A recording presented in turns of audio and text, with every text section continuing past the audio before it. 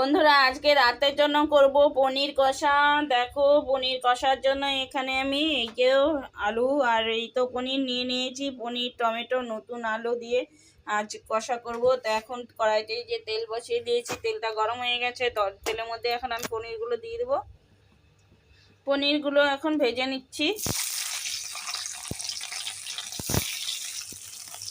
হলুদ লবণ ভালো করে নেড়ে দিই।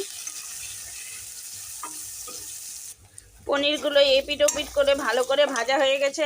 এখন এই যে দুধের মধ্যে তুলে নেব। তেলের মধ্যে জিরা ফোড়ন দিয়ে দিয়েছি। জিরা ফোড়ন দিয়ে এখন আলুগুলো একে একে করে দিয়ে দিচ্ছি। দিয়ে ভেজে নেব। আলু ভাজায় অল্প লবণ দিয়ে দেবো, ভালো করে নেড়ে দেবো। এখন আলু ভাজতে ভাজতে আমি মশলাটা গুঁড়ো মশলা দিয়েই করবো। মশলাটা রেডি করে নেব। আলু দেখো লাল লাল করে ভাজা হয়ে গেছে।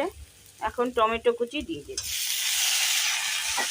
টমেটো কুচিটা একদম মশলার মতো করে একদম নরম করে নেব।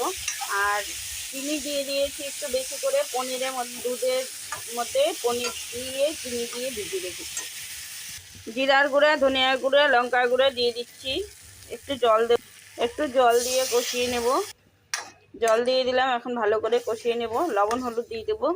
লবণ দিয়ে দিলাম, হলুদ দিয়ে দিলাম। ভালো করে নেড়ে নেবো। নেড়ে এখন একটু মশলাটা কষিয়ে নেব। মশলা ভালো করে কষিয়ে নেওয়া হয়ে গেছে। এখন কাঁচা লঙ্কা ভেঙে দিয়ে দিলাম কয়টা ঝালের জন্য।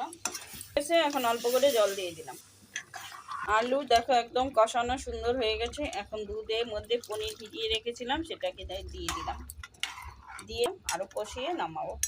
রাতের আমার আলু পনির কষা রেসিপি হয়ে গেল। এখন নামানোর আগে কসুরি মেথি দিয়ে দেবো।